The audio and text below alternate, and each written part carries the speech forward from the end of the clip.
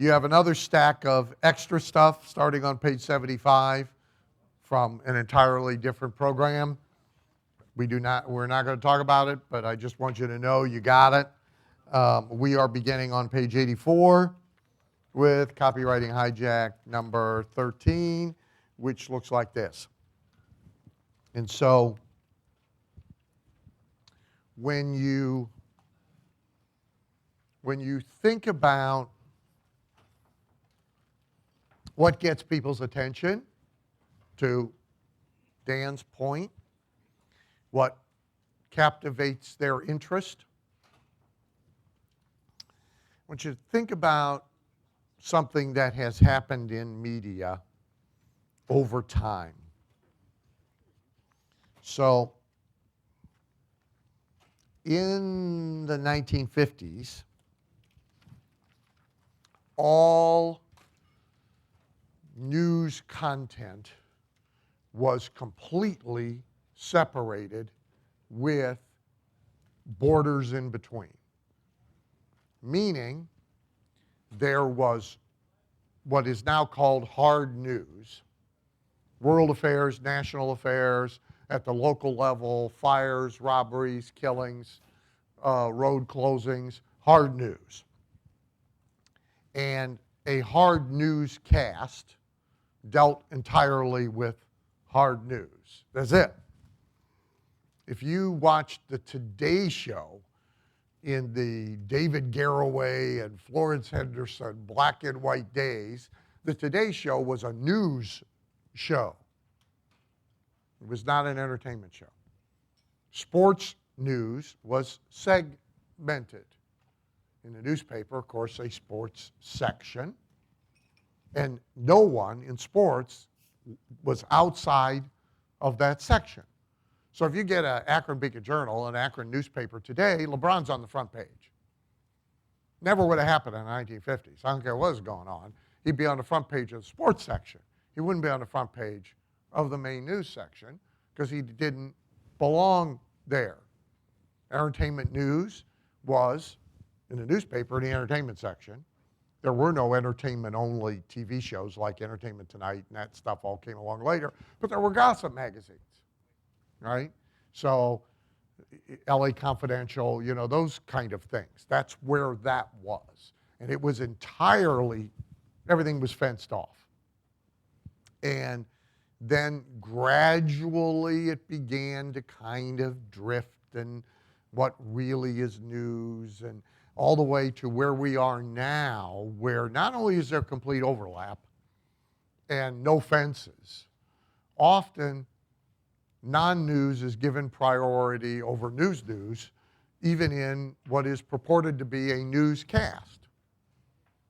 So the lead on the CNN evening news might very well be Katy Perry's divorce or pregnancy or whatever it is going on with Katy Perry right now before we even get to the fact that Russia invaded the Ukraine. Okay? And so like Muhammad Ali's death and funeral, right, which has dominated every news media there is. In 1950, that would have been sports news. All the way probably into 1970, it would have been profoundly segmented. It wouldn't have, for example, preempted the CBS Evening News to be live at Bill Clinton's speech at Muhammad Ali's funeral. Wouldn't have happened. So what it has done is it has turned all media into People magazine. That's really what it's done. Right? And people have now become ever more fascinated with people and less fascinated with everything else. So here's newsstand. So here's kind of what we would expect, but still the amount of it is amazing. So this is just this week's stuff, last week's actually. So I don't even know what the name of the damn magazine is, Closer. And so the main deal is Robin Williams and what the world never knew about Robin Williams. And inside is Robin Williams' hidden life, right? And also in that magazine under Health Update is what's-her-face from the Mary Tyler Moore Show, who has not yet died. And then, too soon. Then we have In Touch, and there we have Johnny and Amber's breakup, and the $400 million divorce from hell, and et cetera. And inside we have my friend Joan and how much she spent for stuff that is now being auctioned off at the Sotheby's auction. And by the way, she could spend. Joan's joke about her place in New York, which is where all this stuff is from, is this is how Marie Antoinette would have lived if she had money. And so all this is real. I mean, a $150,000 antique toilet and an $800 silver dog bowl and so forth. And here's OK Magazine. And we have the Depp thing, less important with them because they're pregnant. And then here we have Depp also inside their toxic marriage. And here's why she's finally divorcing Lamar. All right, so it's all in those kind of magazines. The next time you're at a Barnes & Noble store, just check the whole newsstand. I chose not to buy one of everything, but I just bought one as an example. Here's Cigar Aficionado magazine. Who's on the cover? Whatever name he's using this month. Yeah. But he could just as easily be over here. And he has migrated to Cigar Aficionado magazine. Forbes used to, their number one issue every year was the 500 richest, no, the number one issue now is the 100 richest celebrities in the world. It outsells the other one by a 3-to-1 margin.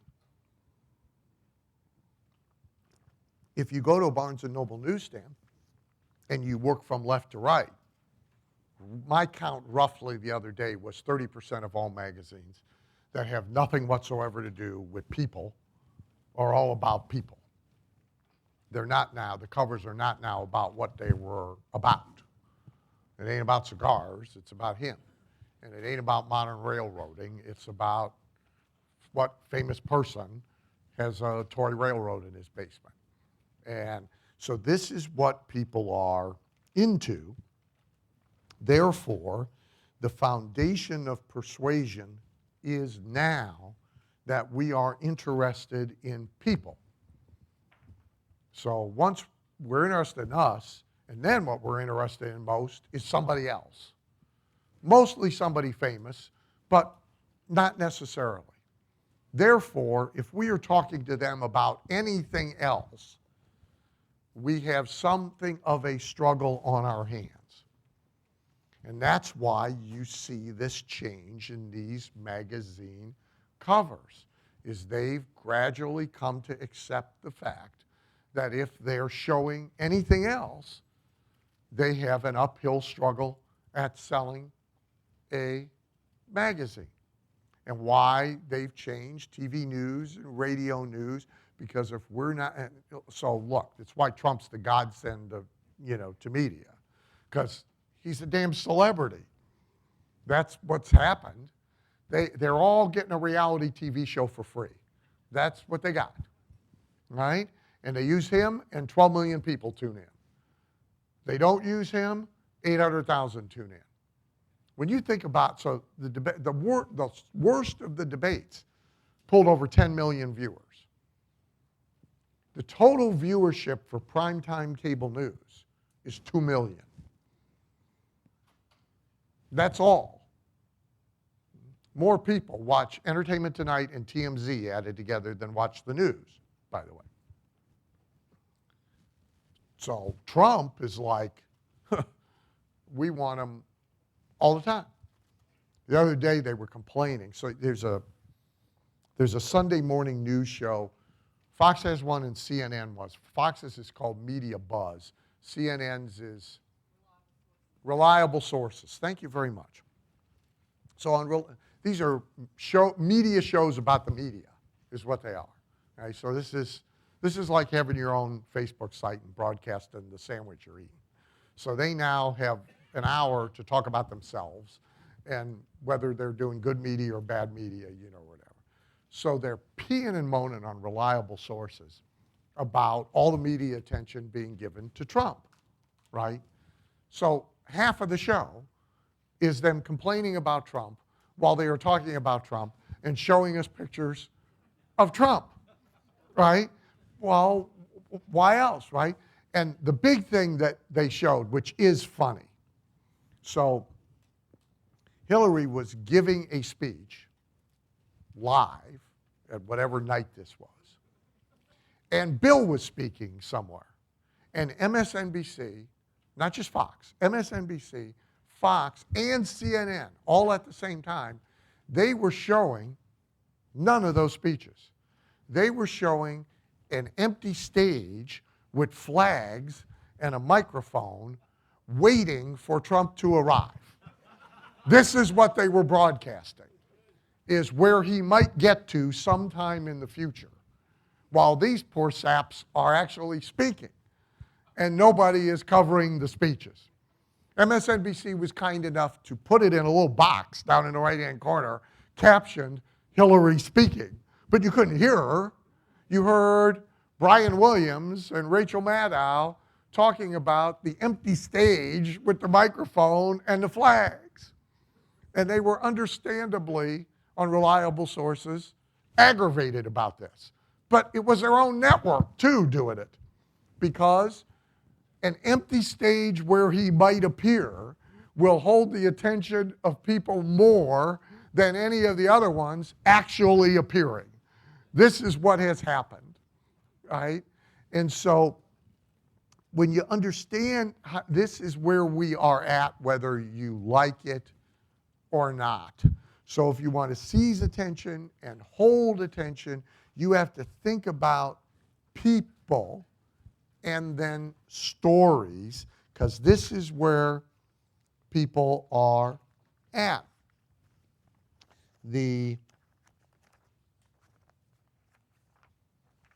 So here's a current control.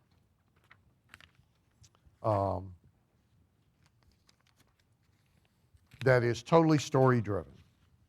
So here's a current control. I used to bike past this 200-year-old stone mansion as a kid and dream of living in a house like this. I never imagined that one day it would be mine.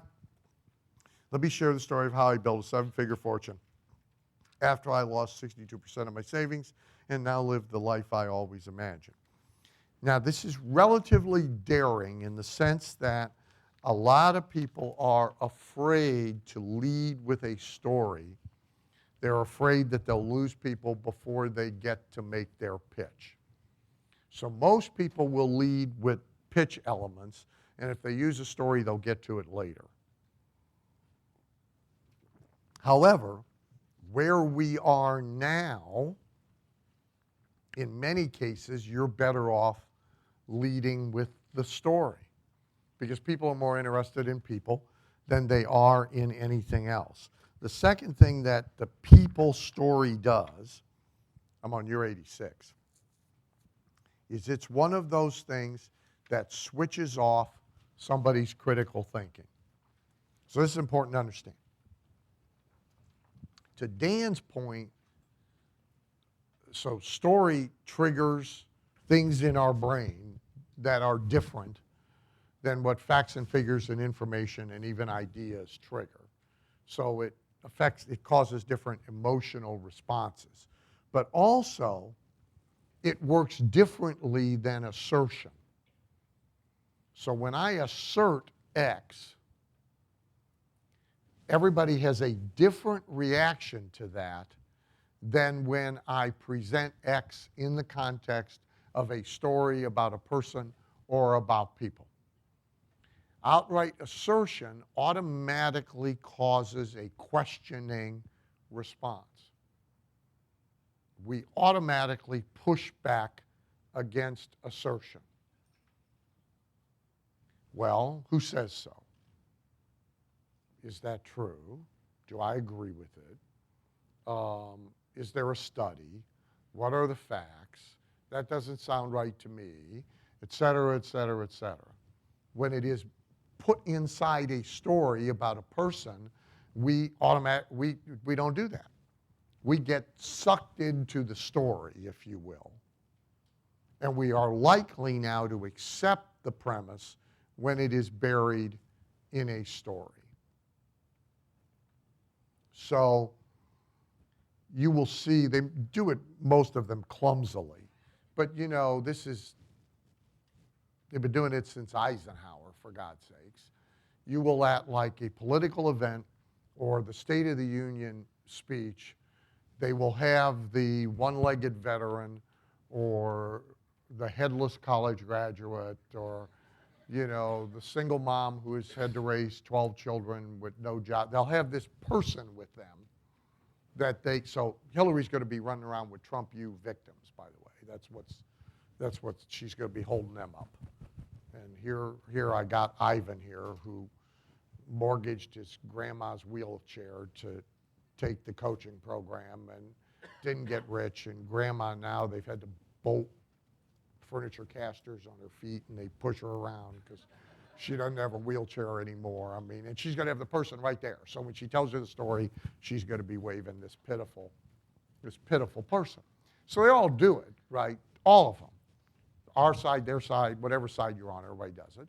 Every president at the State of the Union address sits 2 or 3 of these people next to the spouse up in the box, and at different times has them stand up and tell the story about the one-legged veteran or the headless mom or whatever it is they've brought to the party. Why do they do that?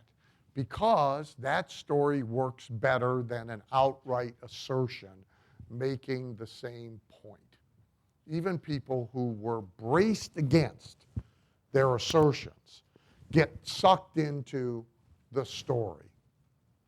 And the story has a chance of changing their mind because it bypasses the mind and it triggers an emotional response.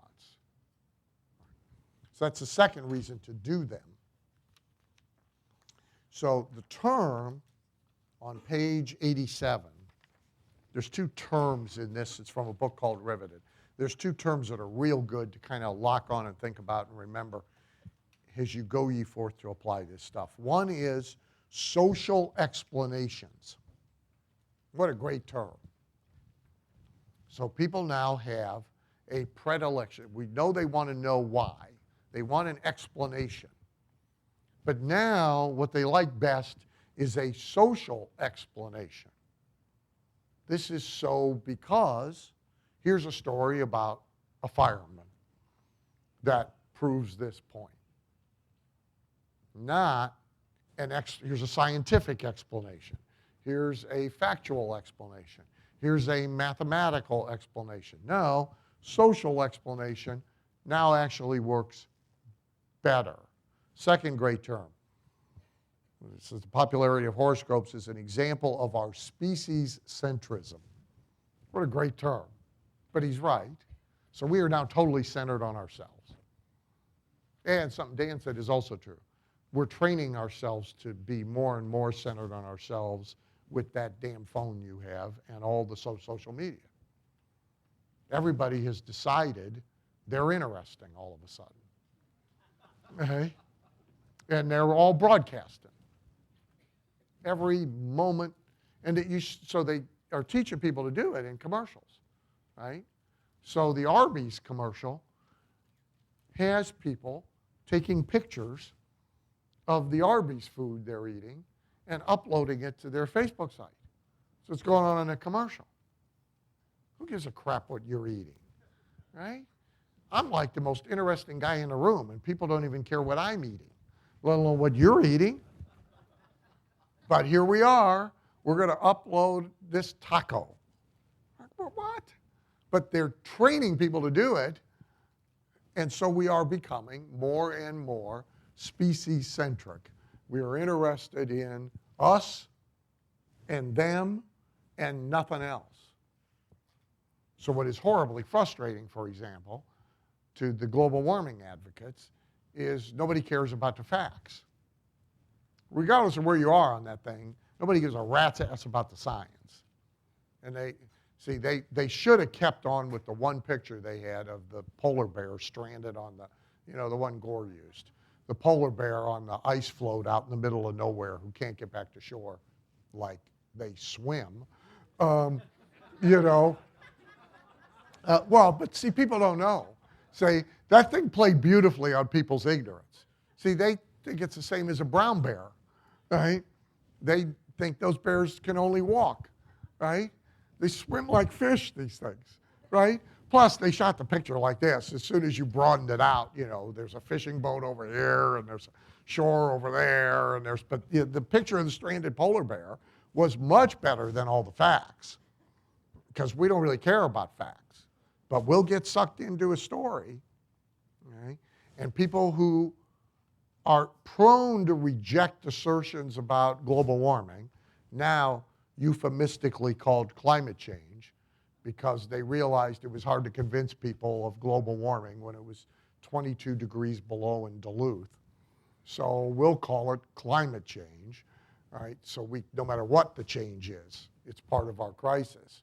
But people who are prone to differ with the assertion, it's hard to resist the poor, starving, dying polar bear who is stuck on an ice floe out in the middle of nowhere because you use hairspray. That is a more compelling way to get there than to get there with assertion. Third thing, this is now a more useful category of false proof. Because people are totally into social explanations, social proof becomes ever more powerful.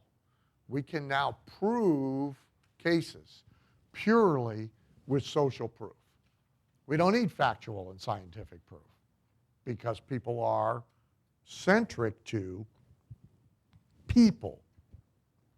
When you use this false proof, there are 4 things to keep in mind. One is bulk. It loops to safety in numbers. The thud factor of, here's a testimonial book with 5,000 testimonials in it. Does anybody go read them? No. Doesn't matter. There's a thud factor to that.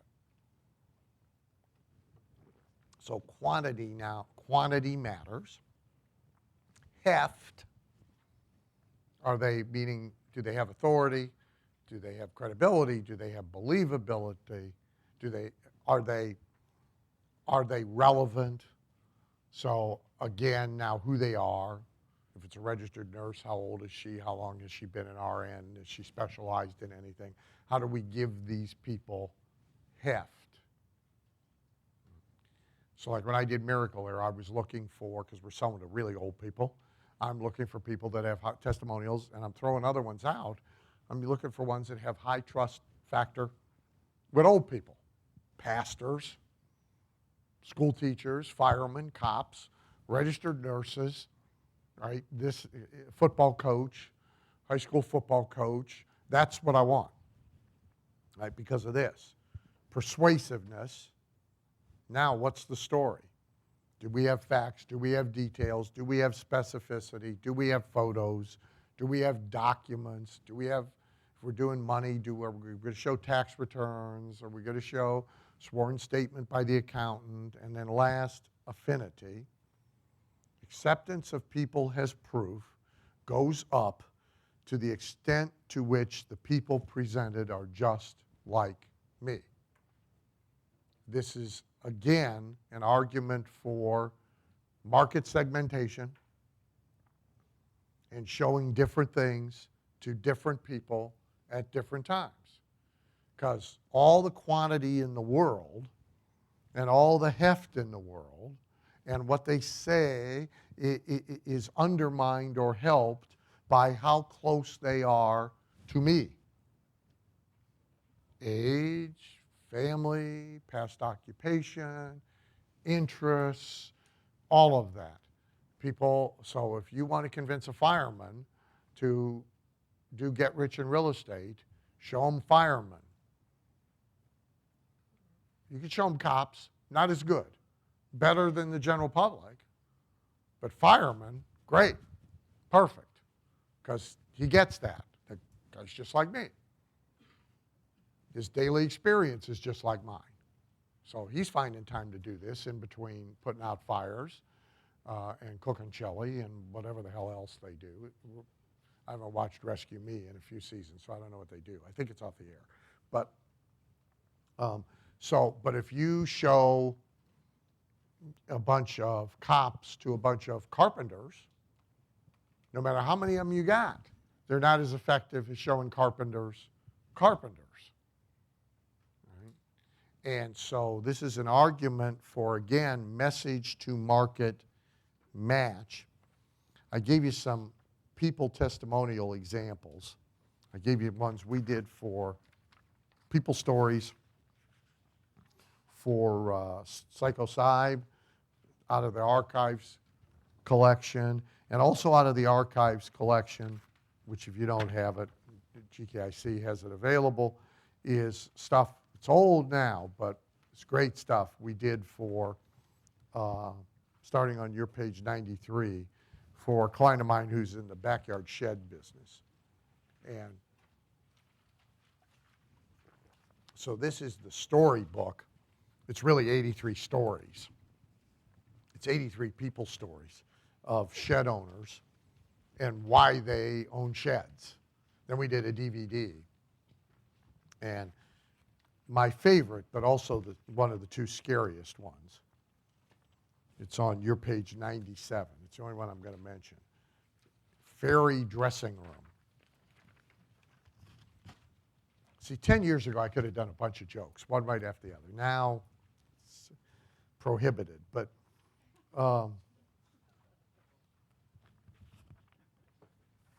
very old Dean Martin joke from his act was, they're all at the bar cart, you know, on Frank and Dean and I were on stage and they're at the bar cart, and Dean's old joke was, how do you make a fruit cordial?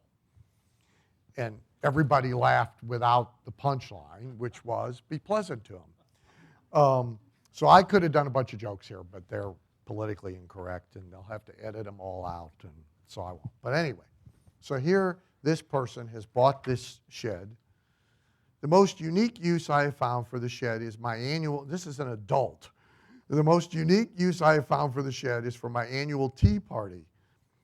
I have 6 great nieces, and each year for the past 3 years I've hosted the tea party, and part of the festivities involved dressing up in party dresses and old hats. And yet, so they've got this thing, this shed they put in to have the annual tea party in. The even scarier one, which is on the DVD, you'll see it, I think, if you get the Archives collection. I think the DVD's in it, is we get to this person's backyard, and she never had a dollhouse as a kid. She's crying on the DVD, which is wonderful. She has put in a dollhouse for herself. This is like a 50-year-old woman. And so all the walls are floor-to-ceiling shelves with dolls arranged, and you know, the big fat ones are on the bottom and the little ones are on the top, and they're all dressed up, and she goes in and sits in this place with her dolls. I had this horrible flashback to an experience when I was young and single.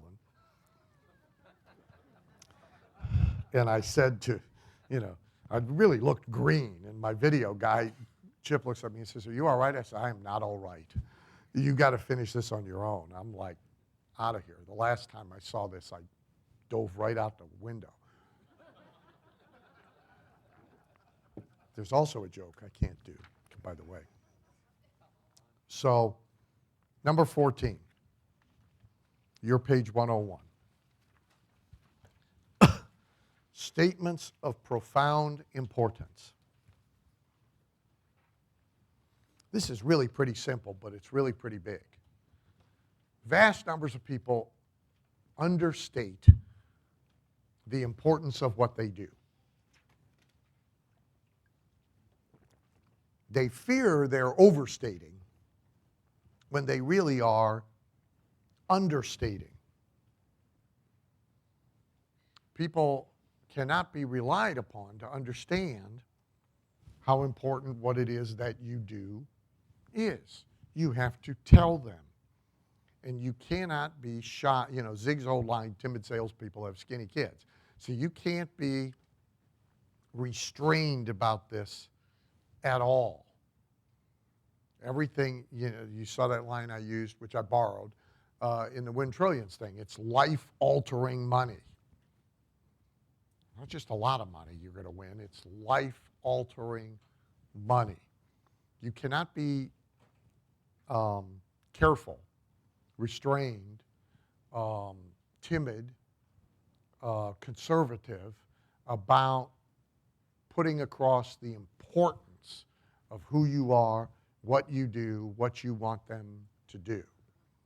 This is a piece, this is a current control in alternative health. This is also, again, this is a self-mailer. Okay? And so on the back, this is the world's first stem cell capsule. This has got to be a great story. Repairs every organ in your body in 57 days. Okay? That's what this baby does. Okay? So it's the world's first. Well, that's pretty important. It's the world's first stem cell capsule. It's the most. It's not a potent weapon. It's not a good weapon. It's the most potent weapon against illness ever created. Well, if you go back and look,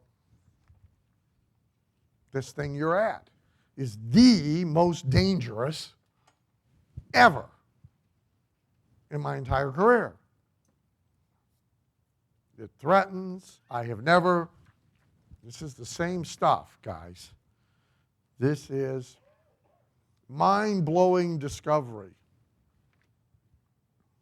It's like your own private team of doctors. You can heal yourself from head to toe. Then when you really don't dare make a claim, you pose it as a question. Is it better than a stem cell transplant? Question mark. Okay. Renew every organ in 57 days. The only time you'll see your doctor is on the golf course. It's a great line. It's fabulous, right? Well, so, again, I'm not having a legal conversation with you, okay? I will tell you, when it's done at this level, a compliance guy goes over it pretty thoroughly. Marketers make different decisions about the gray areas in which they choose to operate, but for the most part, they have stopped, and they stop just short of the line by which they will be hung. And then there's issues of, do you refund? Do you, all of that affect. But what you want to do is go as far as you can. Now, this happens to be a high-risk category. So stuff people eat or smear on or suppository into their body, however it is they get it in there, that's a relatively high-risk category. Telling the ordinary moke that he can get rich is a relatively high-risk category.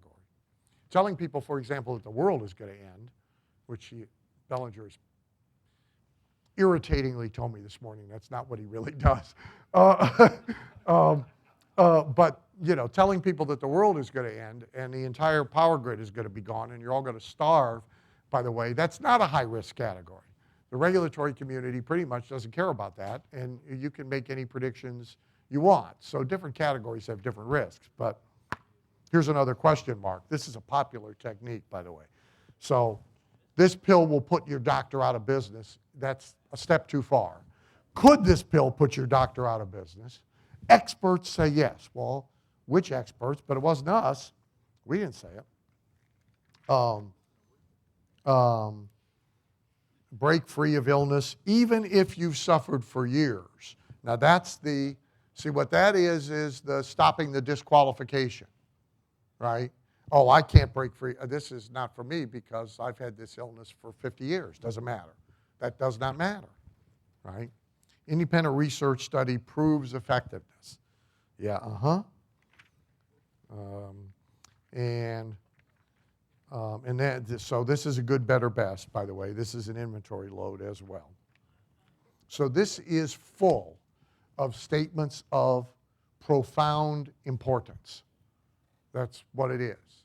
They have said everything they can say about themselves, making it as groundbreaking and amazing and miraculous and new as they possibly can. And most people, to your question, most people stop way short of where they could go legally. They inhibit themselves about this far tighter than what the law will allow.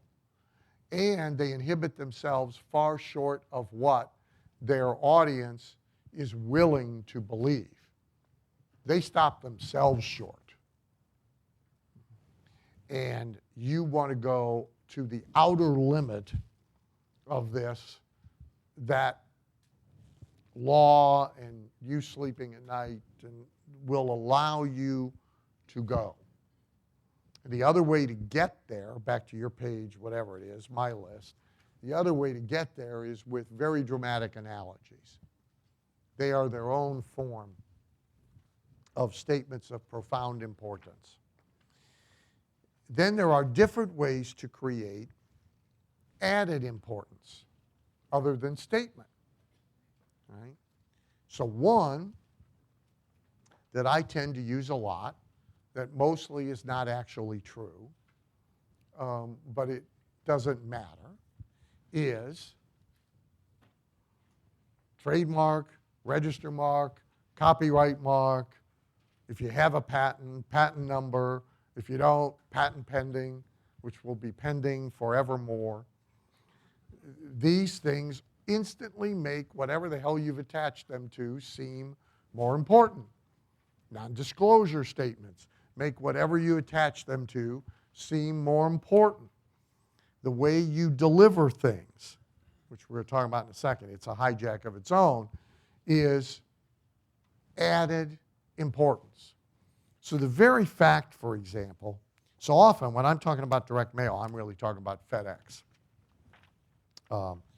There should be a statue of me at FedEx headquarters for all of the FedEx packages that I get people to send and that I've sent over the years. Back in the bad old days in the Townsend seminar, they brought trucks over and parked them out in the hotel parking lot because we had everybody sit in a room like this and make out their FedExes to send the recruiting tapes off to their distant friends, relatives, and neighbors. We had one night of the seminar was watching videos while you filled out FedExes. And we filled trucks. And they brought trucks over, but they'll bring you one, by the way, if you got enough. They'll bring a truck and leave it there for you to fill up. They're happy to do that. But the very fact that it arrives by FedEx makes whatever's in it more important than if it arrived by mail. It's a very cheap, very reliable hijack. The very fact. So first of all, if you're B2B, FedEx is always handled differently than anything else. And by the way, it's handled differently than DHL and UPS. And so you have to, I can save $4. I know. It's handled, now you can con consumers still with this stuff.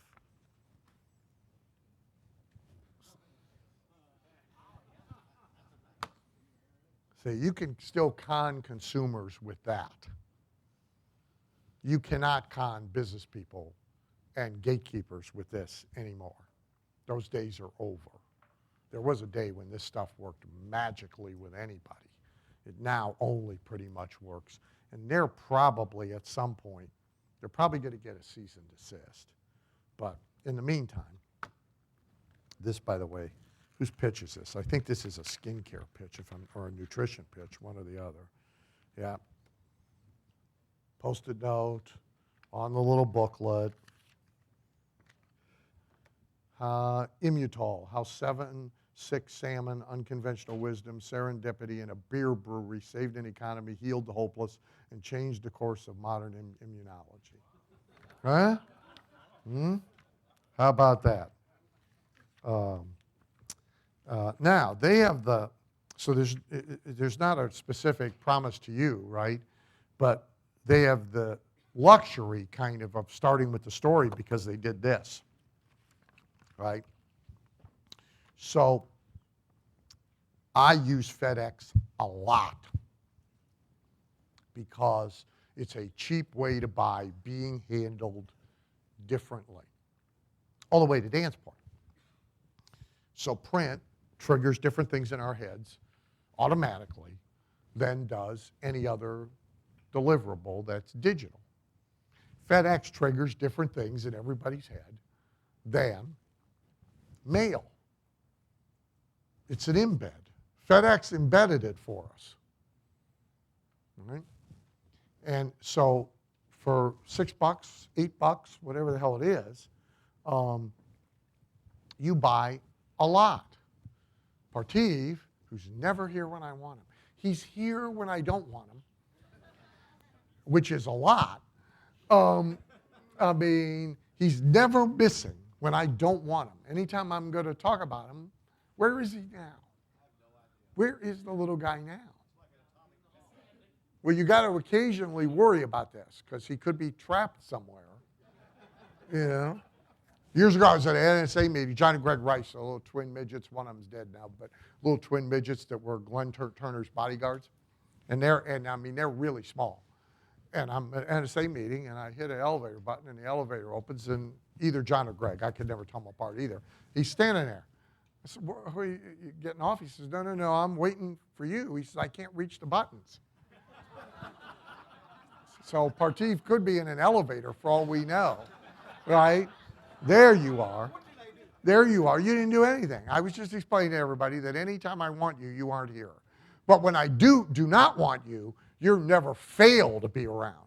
It's uncanny. I'll give you a take-home version of me. Oh, wonderful. Yeah, wonderful. Just what I need. Just what I need. It's like you are not like a Farrah Fawcett poster. I am not putting you up on the backside of my bedroom door. It ain't happening. So we were doing a consulting day with Dr. I'll mispronounce his name, Biasucci, and he and I invented. It's brilliant. Wait till you see it the first time, but you'll be able to go do it the minute I tell you what it is. The fake Amazon package. Everybody now gets books from Amazon or DVDs from Amazon. And it has a distinctive look, right? If that comes into a B2B environment, most times the gatekeeper is going to pass it on unopened. Doc ordered a book, right? We may not want to know what book he ordered. If I rip this open and it is something horrific, now what? Right? Therefore, this is going to pass on sealed. So we have invented a thing that looks exactly like an Amazon delivery. It's like perfect. I think it'll be as good as a FedEx. But we can ship it UPS, we can ship it by mail, and nobody will know the difference. Okay? So how this thing arrives, I gave you a few things where to skip over them. How this thing arrives matters. Now, another hijack is the classic object. Okay? It changes the way people react to what they get. It engages them. In some cases, it obligates. In some cases, because it was entertaining, it buys a little. Right? So I just thought I'd show you some things. So this is all stuff we mailed in one campaign for restaurant marketing systems the year we did a circus theme. So we mailed everybody one of these. Okay? Anybody that has kids, if you want to take this stuff home, when we finish, be the first one up here to get it. You can have it. We mailed full size. These are heavy, by the way. These cost some money to mail. This is the two-sided inflatable clown. You know, it's got the little feet so you can punch it and it comes back up. So we mailed two-sided inflatable clowns. Well, we mailed them like this, flat, of course. And we mailed to a segment of the list we didn't want to spend that much money on. We sent little inflatable animals, circus animals, little elephants, little monkeys, and a box of animal crackers, which I didn't bring because I ate it. Animal crackers. We sent circus stuff up the yin-yang because really, are you going to chuck that? No. I don't know what you're going to do with it, but you're not going to chuck it, right? And it got your attention. And now we got a chance. We got a chance we didn't have before. So who's going to throw this puppy out? See, it's an envelope. Put stuff in it. Special delivery, and it's got Mickey Mouse on it and hearts on it. Who's chucking it? Disney. Disney Store online. Who's chucking it? And if a gatekeeper pulls this out of a FedEx, are they throwing it out? No, they are not throwing it out. Are you going to feel at least a smidgen guilty taking this home to your kid or using it on Valentine's Day with your spouse and not giving the stuff that, yes, you are? You're going to say, well, I'll give it a chance. I'll take a look at least. I'm not going to take the stuff out and throw it out and keep the envelope. Most people aren't going to do that. I'm going to keep that. You can't have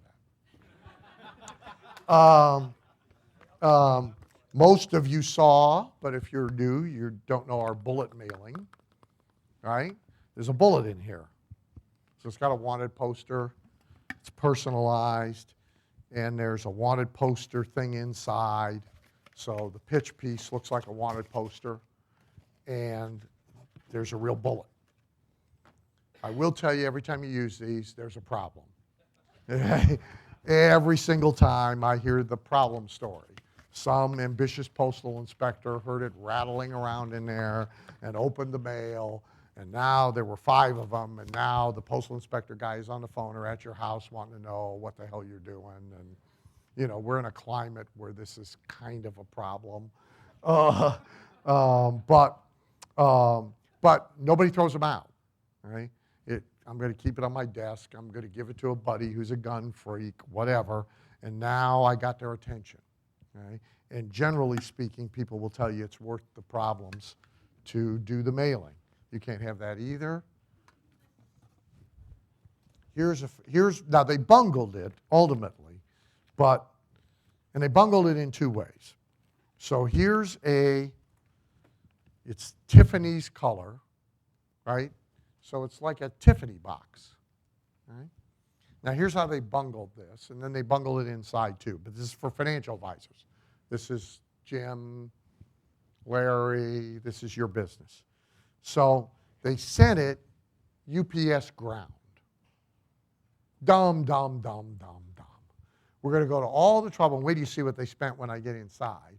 And then we're going to economize with a crappy UPS ground label on the outside of it, right? FedEx. In a FedEx box. That's what you want. And then we put this shitty looking label on the outside of it. Dumb. Needed to have some substitute for Tiffany's, but that sounds like Tiffany, whatever that would be, in the Tiffany typeface and a return address on it. It didn't need to have this. We don't need to know yet it's from Cargill Financial. Why do we need to know that out here? We don't need to know that. We need to know it inside. Now, here's what's in it, which was really cool until they screwed it up. It's Eagle Financial, sorry. So here's the box. It looks like a Tiffany's box, right? It's got their logo on it because God knows we got a logo. We got to put it everywhere, right? But even so, what's inside that's cool is a bunch of real money.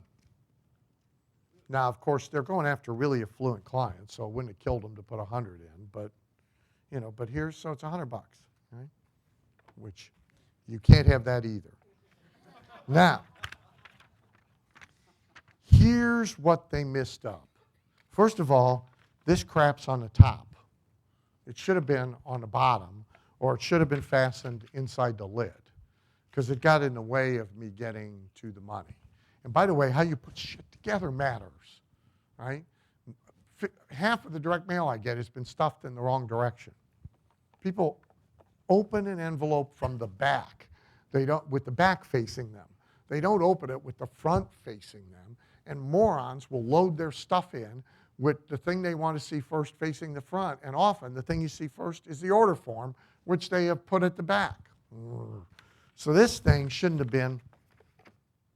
So here it is. Dear Ms. Noon, please find enclosed 100 examples of our expertise. Did you know that in 1546, so-and-so first coined the phrase a penny for your thoughts? If he had put that penny in a bank in 1546 at 2% interest, today it would be worth $100. We look forward to speaking with you. There's where they really screwed up. So they have done this whole thing as a precursor to cold telephone prospecting, to a rich business owner, CEO. Why aren't we asking her to call me? Or to go to a website and watch something? Or to send back a form to request one of 3 reports? Why aren't we doing direct response? No, we're going to go through all this expense and then we're going to have somebody trying to get her on the phone, which never happened. I don't know if they would have had a shot at her anyway, but they certainly would have had a better shot getting someone to respond to them. But overall, other than that, Mrs. Lincoln, what didn't you like about the play? It's a good package. Many of you have seen this, but I mailed it years ago. You can tell it is, because it's got a VHS and cassettes in it.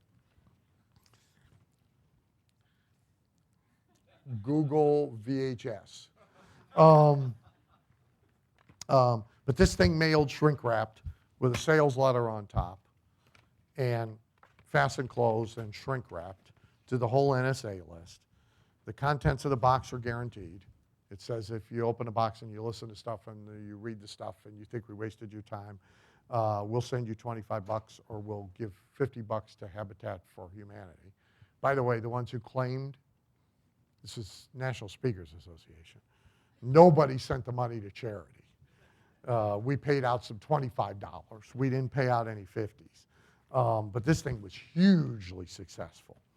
Now, cold list is a problem, but a highly qualified list, you can't have this either. Makes all the sense in the world. This is a classic, who it's from, official looking thing. Again, probably won't fool anybody B2B, but it'll fool consumers.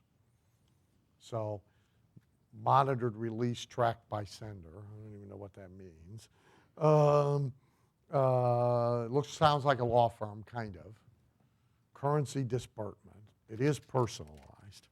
Let's see if they stuffed it right. They stuffed it right. Good for them. So, here it is. And actually, it's selling silver coins. That's what it's selling. And they did a good job, which we're going to talk about a little later. They did a really good job with their order form. Got to give them that. So this order form looks like, so it's an extension of that disbursement deal. It's a secured currency disbursement form. It's stamped and it's got all kind of crap on it. And down here, here's the little yellow stickum of where you're supposed to, like you see on all the paperwork you sign that you shouldn't be signing. So they did a really good job with that. When you put it in the envelope, they tell you to put it with this side out so all your information is protected from some snoopy person seeing it in the envelope. This is a really good piece. But it starts being good with the envelope. That's how it starts being good, right? Is because it has a better chance of being opened. So, where are we? I did all that. Page 107.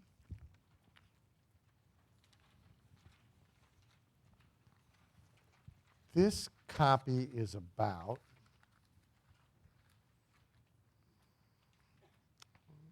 too bad.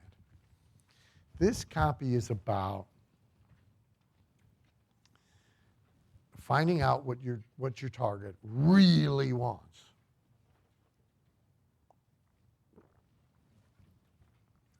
That they somehow feel prohibited from buying or doing, embarrassed about wanting, that you can make okay. Now, the good news is a lot of people feel intimidated and embarrassed about stuff that is not illicit. It just seems inappropriate. So the luxury car business was really affected during the earliest years after the 2008 crash. And people would enunciate it. I'd like a new car. I got plenty of money. I want to buy a new car. But I know a couple of my neighbors in my big affluent neighborhood have fallen on hard times. And I kind of don't want to rub their nose in me driving home a new Mercedes. And they would enunciate this to automobile salespeople. It was a factor suppressing luxury auto sales. So had the auto industry been really effective, from advertising on down to salespeople, at making it okay to drive home in the new Mercedes, they would have sold more cars. The best thing is if you can not only make it okay, but you can make it either a badge of courage or a badge of honor. So you will see me constantly doing this with the very idea of trying to get rich and being rich, because many people feel it is unseemly. They are uncomfortable with it. But for my purposes, I need you all in lustful pursuit of wealth. It's on my short list all the way back to day one conversation. Okay? I need you chasing a dream. If you're like complacent, you're not real valuable to me. So I got to make that constantly okay. Thus, pretty much no month's package of newsletters goes out without some dissertation that makes that okay. It may be in one place one month, it may be in another place another month, but I'm going to bet, I didn't check, but I'm going to bet if you take the last 12 months and you go through all of them, you are going to find somewhere me making it very much okay for you to have what I call earned privilege. I gave you, this is from Rob Report. I thought this guy did a great job. You can read it on your own. In defense of decadence. Starts out so, while in the throes of preparing this year's Best of the Best issue, the editorial staff received notification from a certain publicly funded institution that our publication would be banned from the premises due to the decadent and inappropriate nature of its content. Now, that would be much better if he had named the public institution. No balls. But the rest of it's very well written. A couple of ads. So this is for some super high-priced motorcycle that Ducati makes. And until now, we have been asked to take sides, to choose between wicked or virtuous, brutal or sophisticated, refined or wild, gentleman or bastard. You deserve both. That's a permission slip. That's, it's okay. Next one I'll show you, which is from, I put it in the book, but it's instructive to know where it's from, just as an aside. So the next one is actually from DuPont Registry, which is a magazine all about expensive cars. Doesn't matter what the magazine is, the permission slip is that. So this makes it okay to pay somebody to go find you one of those.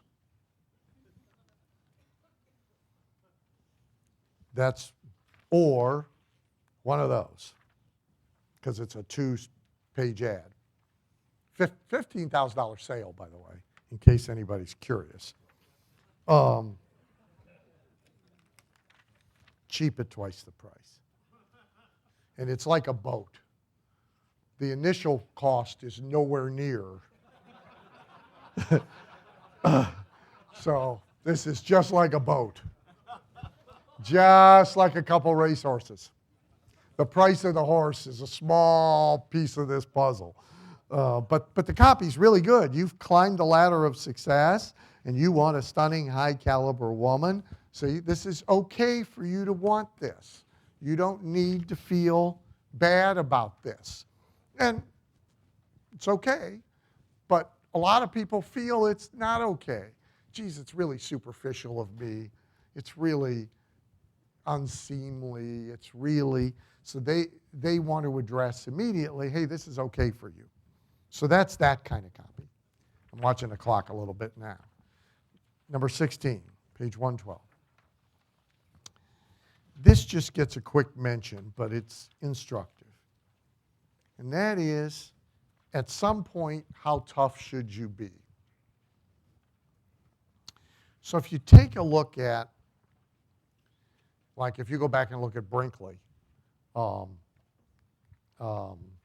goat testicles guy, and by the way, if you don't have that course package, it's really great. There's all these, we've got all these archives of his actual stuff. This is his actual doctor book that he used. This is his actual success story about his hospitals. Audio CDs of his radio shows are in there. It's really a great package. But if you go back to Brinkley, he used, like Dan was saying, he just copied. So Brinkley was a sequential series of steps once he had a lead, and they got sterner and sterner as they went along, ultimately getting really kind of bullying for the people who haven't responded. Well, why not? At some point, you paid to get the lead. What exactly do you have to lose? So at some point, you get rough and you shame people and you push people. And so one of the things you did that now got you to 27% that they're apologizing to you for, right, is you shamed them a little bit about not having responded. And now not only did he bump the conversions by 27%, you told me this morning, you're getting, what, emails or tweets or whatever the hell you're getting. Tweets, emails, and people apologizing that they want to buy it. They're apologizing that haven't taken action, so they're going to buy now. Yeah. Tell me whatever it is, I'll buy it. So they're now apologizing for not having done what they should have done, right? Now, when you'll really know you got it right, the conversion percentage tells us a lot, but is when you keep getting the apologies and you get some pissed off ones, right, who are mad about how heavy-handed you were. Now you know you got it about right. I gave you, I forget who sent them to me. Connor sent them to me. Posters, recruiting posters from the UK for World War I. And I really like, so this one, be honest with yourself, be certain that your so-called reason is not a selfish excuse. Enlist today. Women of Britain say go. This one. Number 3, what will you say in years to come when people ask you, where did you serve in the Great War? What will you answer when your children grow up and say, Father, why weren't you a soldier too? That's pretty heavy-handed, right? I mean, that's pretty rough. And that is, at some point in your marketing process, that is where you want to be. At some point, even if you've been nice to a certain point, you want to turn tough. And you want to make them ashamed and cringing at what they haven't done. Number 17, repetition. We all know it, no surprise. So, there is in copy, in all long-form media, what I call deliberate redundancy. I'm sorry, I'm on page 133 in your manual. There is deliberate redundancy, and often a client, when he sends the notes of the rough drafts back, will have circled the 3 places where I've basically said the same thing, that we can take 2 of these out. Right? Well, no, I noticed them. I put them in for a reason. Right? Same reason you do it in a speech, the same reason you do it in any kind of a presentation. At least a 3 times repetition helps a lot. Yeah, again, if you watch Trump, so next time if you do, you watch him speak, whether prompter or spontaneous, you will find in many cases his cadence is to say the same thing 3 times. And in his case, one right after the other. Bump, bump, bump. And he does it enough, it ain't an accident. He's made up his mind to do it 3 times in a row, however it is he got there. There was a secret about infomercials, still is. Most people don't know it, and it affects how we test. The average infomercial buyer, when interviewed, and it was so common that said that it's probably reliable. The average infomercial buyer watched the show in whole or part 7 times before they bought. In most cases, pieces. They clicked in, they watched 10 minutes, they clicked out. A few days later, there it was again, now they watched through the CTA. A few days later, there it was again, now they watched all the way to the end. Average 7 times. Okay?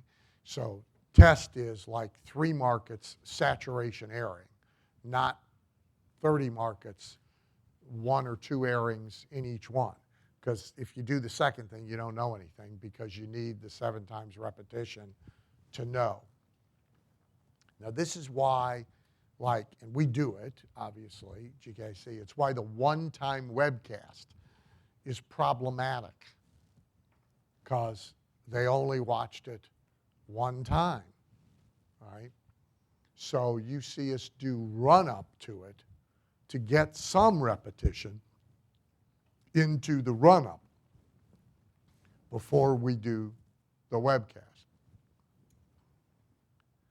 Little secret, proportion of those who were there for the webcast and then went and watched the replay, the proportion of those who buy is significantly higher than the people who just watched the webcast. On a couple of occasions, they don't really like doing it because it's more work, but on a couple of occasions, I have put in the run-up sequence that you could get a free report sent to you about X, Y, or Z, which really had embedded in it a long-form sales letter that provided some repetition and redundancy of the same thing that was talked about in the run-up videos and was going to be talked in the webcast. I'm trying to get to my 3 or get to my 7 in a format that doesn't really lend itself to it, because repetition in and of itself matters. Look, people don't get it right away. Right? It's why we use spaced repetition learning, because the fundamental fact of that is true. If you move into a new house and you lived in your old house for a long period of time, it will be 7 to 21 nights before your hand finds the light switches in the dark. You will be fumbling. Where in your old house, you had totally adapted. You could find that light switch no matter what. It'll take a bunch of repetitions of finding it before you automatically find it. Subconscious has to get it, not just the conscious. And it pretty much only gets it through repetition. It's about the only way it gets it. Now, if you can get the conscious to step aside while you talk to the subconscious, that's helpful. That accelerates the process. And a lot of what we talked about in the previous 2 days is in part about that. But even so, repetition in itself has impact that nothing else has. I think close to the last one, maybe. Yeah, because we're not going to talk about the last 2. But so this is interesting. I'm going to be on your page 135. So what's interesting is, at different points, and particularly on order forms, so Doberman Dan would agree with me, that's another easy way to beat a control. That's something in copy critiques that is generally not good, is the copy on the order form.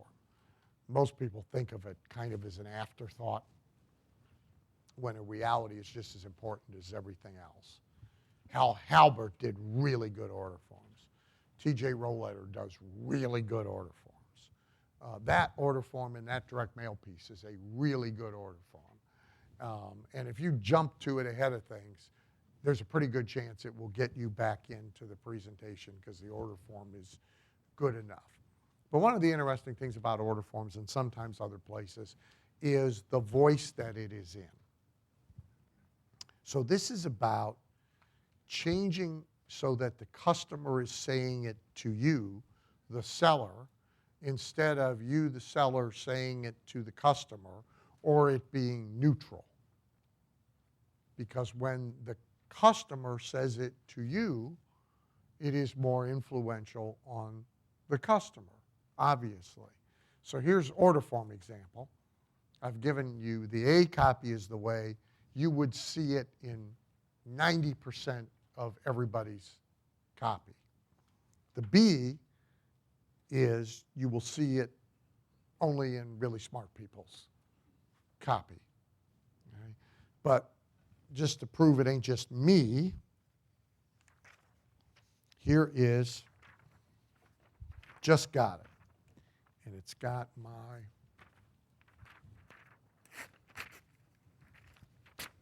got an address on it you don't need to see. I have made that mistake before. So this is from Judicial Watch. It just came. It's a fundraising, a letter. Here's the order form. Dear Tom, that's the guy I got the letter from. Dear Tom, I received my Founding Fathers commemorative calendar in good condition. You can be sure I'll display it proudly as a symbol of our shared commitment, yada, yada, yada. And I'm very proud that Judicial Watch is doing what? I understand that Judicial Watch is carrying the heaviest caseload, yada, yada, yada, and now check off how much money I'm going to give you, right? Now, normally, most people would have had that in the other language, right? Tom would have had it in Tom's voice, or it would have been in a neutral voice. They have written it as me saying it back to them. So this is not just me. This is not just a little GKIC crowd who's figured this out and picked it up from Halbert. This is done by smart people in other venues. So the last one I want to talk about, leaping to your page 137, is pictures and pictures plus copy. And every time I have this discussion in some venue, I issue a confession. And that is, the more you are a copy guy, the more deficient you are at the pictures. And I'm a copy guy, so I have to really force myself to pay attention to the pictures. And pictures reinforce copy. They're easier to deal with for people. They may drive people back in to copy, and so they are important. And the best pictures tell a story. They facilitate and advance. So like for authors, Adam's here, Clint's here, you know, the worst thing is the headshot. I mean, stuck in the ad or the whatever for the author or the speaker. Here's a standard headshot, right? It's cut here. It's got the shoulders. We can see he's wearing a tie. He's been posed in a certain way. Does it tell us anything? No. No.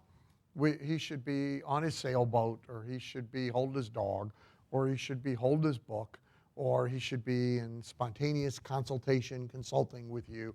The photo should do something, right? The best pictures in direct response are like this. They are a picture and type box, where the picture and the type has been put together as an image. And it delivers, it telegraphs a story. So often, there's a picture, no type, or hardly any type, or we make the mistake of type, no picture, or a picture that doesn't do anything. This is Boardroom, and they got it exactly right. Right?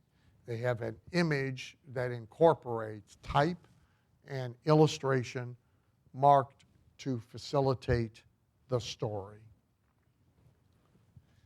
This is for my pharmacy guys, and Kia Arian does all this. So this is a really good Titanic picture. So this is the front of it. It's a bigger postcard. I shrunk it for you guys.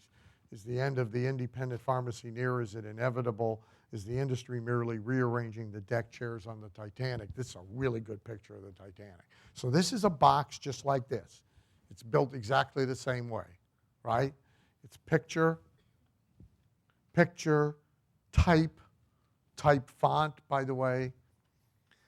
That together tell the same story. One reinforces the other. The back of that, by the way, is the Supremes have spoken. Obamacare is here to stay. We got a little picture of the Supreme Court, even more consolidation, et cetera. So these kinds of images put together with type are really powerful. I wanted to show you this for that reason and others. So here's a little gift for those of you that have local kinds of businesses, brick and mortar businesses. This is from Jeff. This is from Gardner's Mattress, their retail store. So this is their regular newspaper, the Lancaster, or whatever the hell it is. Okay? And it's got this wrapper on it. So they've bought the wrapper. So I'm going to take it off and show it to you. So here's the top half. Sleep Inquirer Monthly, volume whatever. Here's the bottom half. Here's the inside. Top. Bottom. And here's the back. Only the back kind of looks like a normal mattress store. The rest of it looks like National Enquirer stuff, right? It's tabloid, and the headlines are written that way. Uncensored organic mattresses, we tell it all. Shocking, try before you buy a new development. She said, I hate, local man buys $15,000 mattress. Revolutionary sleep solution saves marriage. Now, in every case, look what they've done. He's created a picture box. It's exactly what I showed you here. Same deal, right? Image, type. Image, type. Each reinforces the other. It delivers one message all together in and of itself. The wrap, by the way, so it all contributes, but this was their Memorial Day ad, which he said was inspired by the tabloid stuff I talked about at the Super Conference. So this is a $3,500 spend. Friday through Monday in 2015, with what they did before, last year, they did 41 grand tied to people coming in from the newspaper ad. In 2016, from this, they did 87,000, which apparently is a 108%, if you do the math, fact or result. Same deal here. So this is in Natural Awakenings. I assume this is a giveaway. Is Jeff in the room? It's a giveaway? Yeah, giveaway. So now look at our top of the third real estate, right? It's not quite as good as this, but it is this, right? We get her, we get the neck pain, and we get the type, right? This thing, by the way, just in case you're interested, 17 months running. What is it, $1,000 a month? Is that to spend? $1,000 a month, average monthly sales, 30K. Top month, 47,000. Low month, 18,000. They know because it's a separate offer, free pillow offer, et cetera, so that they can track. Little guy, he's actually here. Little guy just created a picture book to explain conversion concepts. Now, this would be deadly if it was sent by itself, but inside a shock and awe package. So this is like a quick and dirty. You're going to get a picture of how this thing works. We could have lived without that. Geez, what do you think? People like you?